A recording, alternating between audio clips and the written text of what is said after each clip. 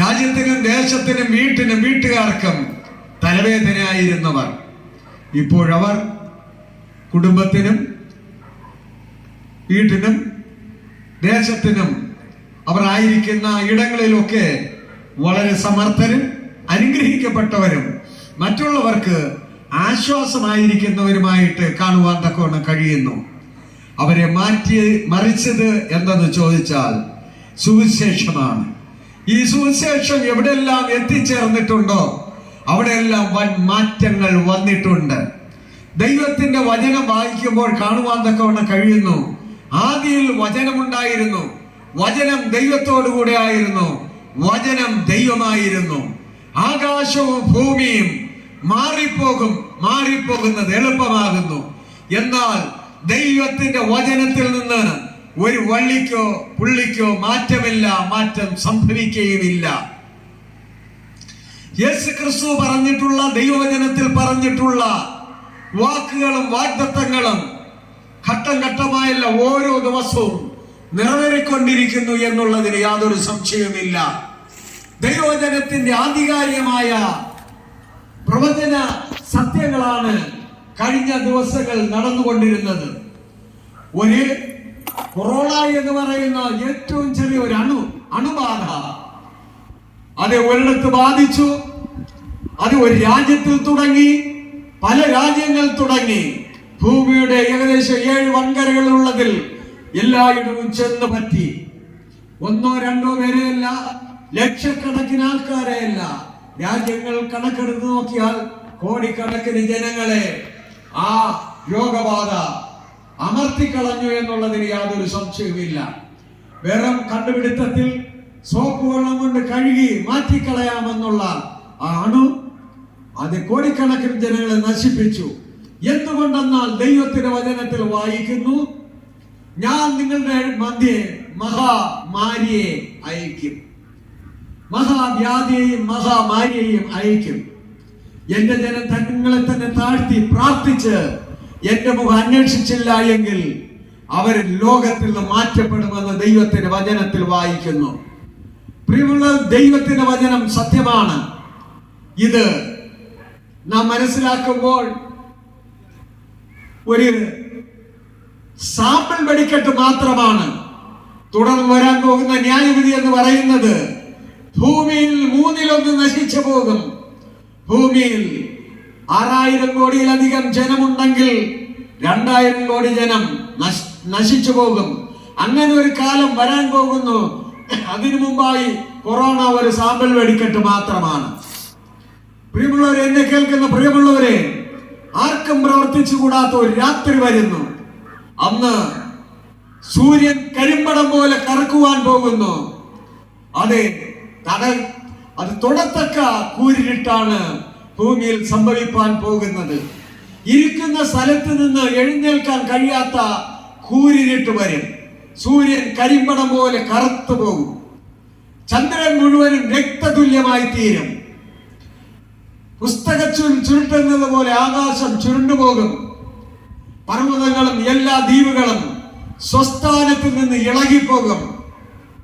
അന്ന് രാജാക്കന്മാരും മഹത്തുക്കളും സഹസ്രാധിപന്മാരും ബലവാന്മാരും ധനവാന്മാരും സകലദാസന്മാരും സ്വതന്ത്രന്മാരും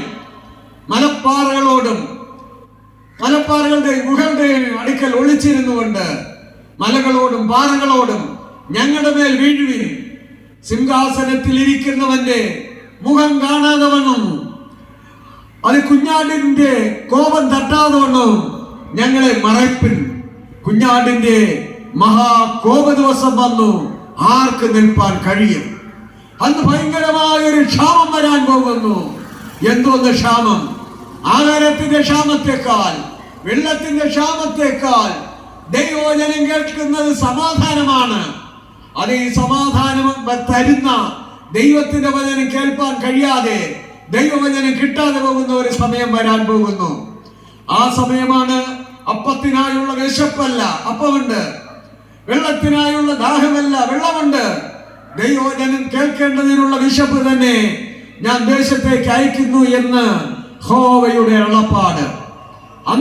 അന്നാളിൽ സൗന്ദര്യമുള്ള കന്യകമാരും യൗവനക്കാരും ദൈവവചനം കേൾക്കേണ്ടതിന് ദാഹം കൊണ്ട് ബോധം കെട്ട് വീഴും. പ്രിയമുള്ളവരെ, ഇന്ന് നിങ്ങളുടെ വീട്ടിന്റെ പടിക്കൽ ദൈവവചനം 10 പൈസയും നിങ്ങൾക്ക് ചിലവില്ലാതെ അത് സുലഭമായി ലഭിക്കുന്നുണ്ട്. എന്നാൽ ഇന്ന് കുറെ കഴിയുമ്പോൾ ദൈവവചനം കേൾക്കേണ്ടതിന് നിങ്ങൾ സമുദ്രം മുതൽ സമുദ്രം വരെയും ചുറ്റി നടക്കുന്ന ഒരു ദിവസം വരുന്നു എന്നാണ് തിരുവെഴുത്തിൽ വായിക്കുന്നത്. ആകാശവും ഭൂമിയും ഒഴിഞ്ഞു പോകും, ദൈവത്തിന്റെ വചനത്തിന് അത് ഒരു വള്ളിക്കും പുള്ളിക്കും മാറ്റമില്ല എന്ന് മുന്നമേ പ്രസ്താവിച്ചു.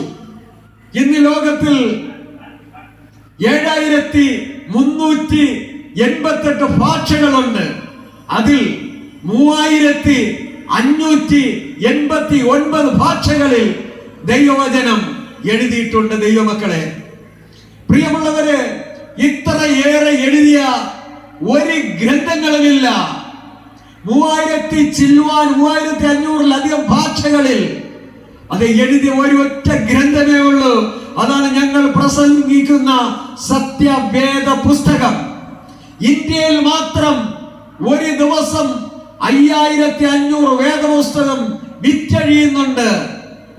ഓരോ 4 മിനിറ്റും കൂടുമ്പോൾ ഓരോ മിനിറ്റിലും 4 വേദപുസ്തകം വച്ച് ഇങ്ങനെ വിറ്റഴിഞ്ഞുകൊണ്ടിരിക്കുകയാണ്. ലോകത്തിൽ ഏറ്റവും വായിക്കാൻ കൊള്ളാകുന്നുള്ള ഒരു പുസ്തകം സത്യവേദ പുസ്തകമാണ്. മഹാന്മാര്, നമ്മുടെ ഇന്ത്യയുടെ രാഷ്ട്രപിതാവായിരിക്കുന്ന മഹാത്മാഗാന്ധി മുതൽ നേതൃസ്ഥാനത്തായിരിക്കുന്ന എല്ലാവരും ഉദ്ധരിച്ചിട്ടുള്ളതും ഉദ്ധരിക്കാൻ കൊള്ളാകുന്നതുമായ ഒരു പുസ്തകമാണ് സത്യവേദ പുസ്തകം. മഹാന്മാരെല്ലാം ഈ പുസ്തകം ഭംഗിയായിട്ട് വായിച്ചിട്ടുണ്ട്. വായിക്കുക മാത്രമല്ല, അവിടെ ഹൃദയത്തോട് ചേർത്ത് വച്ചിട്ടുണ്ട്. പ്രിയമുള്ളവരെ, ഈ പുസ്തകം നമ്മെ നടത്തുന്നു. ഈ യേശുക്രിസ്തുവിനെ കുറിച്ച് പാടാത്ത പാട്ടുകാർ ലോകത്തിൽ ഇല്ല, ജനിച്ചിട്ടില്ല, ജനിക്കാനുമില്ല. പ്രിയമുള്ളവരെ, യേശുക്രിസ്തുവിനെ കുറിച്ച് പാടാത്ത കവിമാരില്ല. യേശുക്രിസ്തുവിന്റെ സ്നേഹത്തെ കുറിച്ച് പറയാത്ത ആരും തന്നെയില്ല. എല്ലാ രാജ്യങ്ങളിലും ഒരുപോലെ ഉൾഘോഷിക്കുന്ന ഒരു സത്യ പ്രമാണമാണ് വിശുദ്ധ വേദപുസ്തകത്തിലെ പ്രമാണങ്ങൾ. എന്നാൽ ഇന്ന് പകൽക്കാലം ഞങ്ങൾ പറയട്ടെ, ഈ വേദപുസ്തകം എവിടെ കടന്നു ചെന്നിട്ടുണ്ടോ ഈ വചനം മനുഷ്യനെ രൂപാന്തരപ്പെടുത്തി. ആഫ്രിക്കയുടെ വനാന്തരത്തിലുള്ള നരഭോജികളെ നരസ്നേഹികളാക്കി തീർത്തത് സത്യവേദ പുസ്തകമാണ്. ഇന്ന് പകൽക്കാലം ഞങ്ങൾ ഇവിടെ നിന്ന് നിങ്ങളോട് പ്രസ്താവിക്കുമ്പോൾ തന്നെ ഇതേ വചനങ്ങൾ ലോകത്തിന്റെ 7 വൻകരകളിൽ നിന്ന് ഒരുപോലെ പ്രസംഗിക്കപ്പെടുന്ന സമയമാണ് ഈ സമയം. ഇതുപോലുള്ള ഏത് സമയം എടുത്തു നോക്കിയാലും ചരിത്രത്തെ BC എന്നും AD എന്നും രണ്ടായിട്ട് വിഭാഗിച്ചുകൊണ്ട് ചരിത്ര പുരുഷനായിട്ട് അവതരിച്ചവനാണ്